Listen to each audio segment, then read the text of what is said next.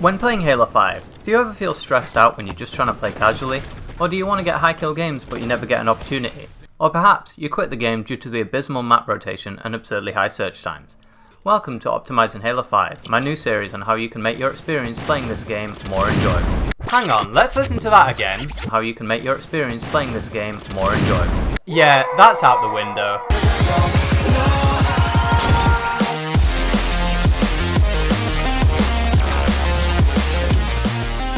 So, a few months back, I got an anonymous tip-off from a Halo 5 Infection player that MMR was back. He proposed a great solution: get on a Smurf. And I accidentally revealed this information to the community, and thus Smurf Time was born.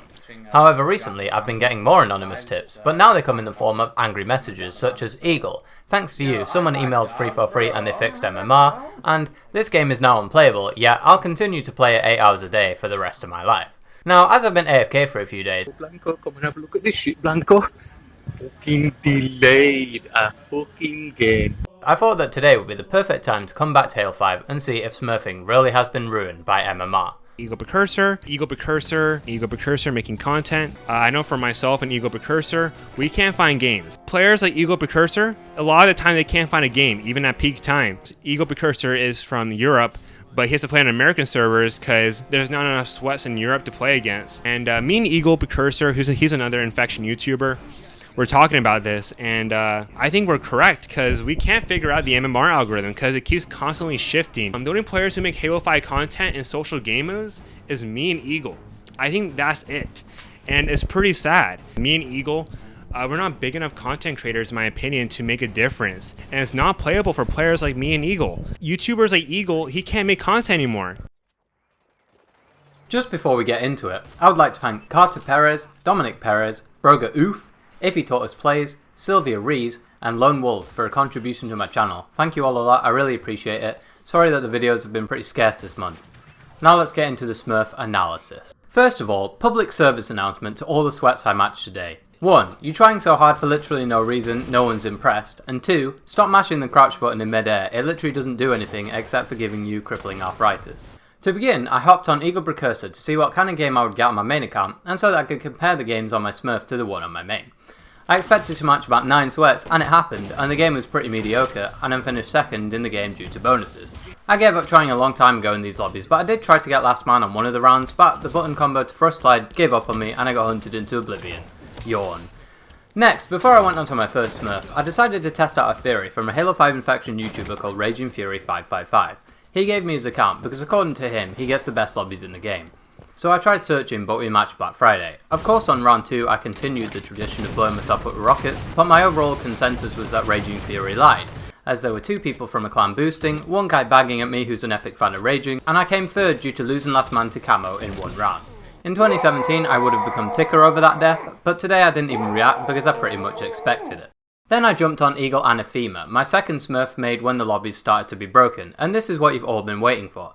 I was kicked out the search 3 times, but then I actually matched a good lobby. Honestly, I wasn't expecting this, and even though a ton of the people quit, I got 120 kills and a zombie catastrophe. Once I've talked about all the accounts I tried, I'll show you the best rounds of this game while analysing the results, but I just want to say, rest in peace the first legit zombie puck that I could have got in this game.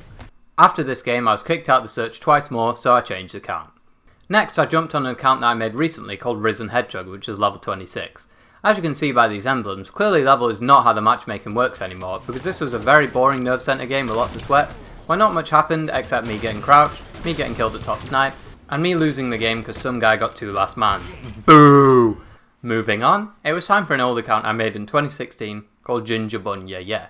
This was the only game of the day I actually won, not including the Anathema game, and you guessed it, we matched a lobby full of sweats.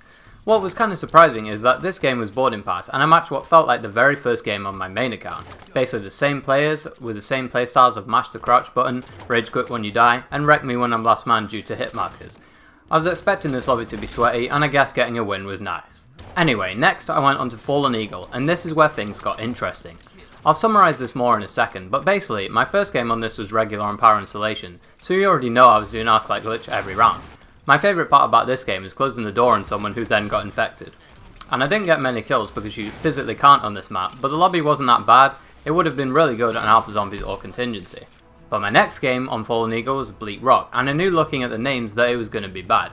Sometimes when you look at the emblems and gamertag you can just tell it will be a trash can game, and this match had it all. Someone out the map, someone out the map, someone out the map, and how was this not a back hit? I'm mad, I literally lost by 1 kill because I was zombie and the other guy wasn't.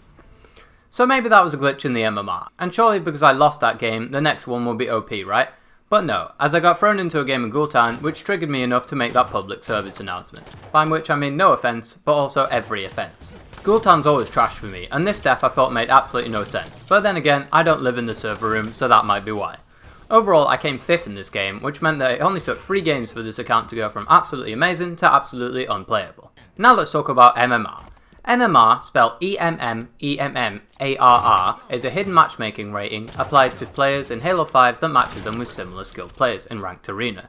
Sounds good because if I'm ranked Diamond 3 or Onyx 1600 or Silver 3, then I want to match other players in Ranked around the same level. The mistake though, that for some reason they added this system to social. Now there's 50 million arguments for and against MMR, and I hope to see vicious debates in the comment section below, in before literally no one mentions it. But I hate MMR because social just feels like another form of ranked, and I personally am not asking for Anathema or Gemini style lobbies every game where I can farm and get hundreds of kills, because they're fun sure, but that's literally me playing against a full lobby of bronzes. And there's not that many bronze players, and not that many Onyx players, as seen by this ranking distribution chart from 2016. So, in theory, when I play social the majority of the time I should match gold or platinum players. Sometimes I'll match Onyx and champs, and sometimes I'll get a lobby full of bronzes, but the likelihood of actually getting a full lobby of bronzes is super low. The thing is that in practice, if you're ranked the same as the majority of players, e.g. you're gold or platinum, social will actually feel social to you and you'll get to match constantly. But if you're Onyx or champion, you'll get the amazing continuing to search screens. Onyx and champion players probably play more than gold and plats, but the thing is, if there was no MMR, there's so many more gold players that they would barely ever match high level players that would ruin their games. When it comes to the algorithm itself, I would be honoured if Josh Menks showed me the source code, and that's not even sarcastic. But for obvious reasons, he wouldn't be able to even if he wanted to, but it would be very cathartic to see if my crackpot theories about MMR work are actually true. My current theory is that old Smurfs, aka accounts made before the new MMR system was added in 2020, will get good lobbies for a few games before they are adjusted to face sweats. Some accounts randomly don't have MMR apparently and then get it, and others get MMR from their first game. Maybe MMR is related to your Xbox, but I'm not about to buy a new Xbox to test if I'll get better MMR. Overall, this isn't really a rant to remove MMR, just that I'm disappointed that using Smurfs, which was, in my opinion, the only way to have fun in Infection now, in an MMR driven world, apparently no longer works. I feel like I'm kinda done with Halo 5, and I only stick around for the content, but that's gotta change now Infinite's delayed. I physically can't make content on this game for another year without blowing my brains out. So I'll probably be trying other games, and maybe travel videos and coding videos. But to be honest, I've got no idea how either of those two would perform, and last time I changed games, my channel pretty much died. So rough times are ahead. Thank you guys so much for watching this video, and just because I didn't address it yet, yes I am pretty bad at this game now, but people who put so much effort into Infection in competitive lobbies absolutely baffle me, because it's been 5 years, and unlike Slayer or Arena, Infection is frustratingly bullshit. It just shouldn't ever be played competitively. Big shout out to Infection Hub though for somehow keeping the Infection tourney scene alive, even though I really want Slumpy and Kalal to ditch the Infection scene altogether and use their talent to get big with a better game. Hope you guys enjoyed this video, and I tried to make it less rambly and ranty than Raging Fury's video, and let's be honest, I succeeded. See you guys soon. 1 minute left.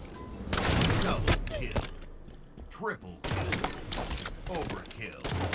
Kill. Tech kill.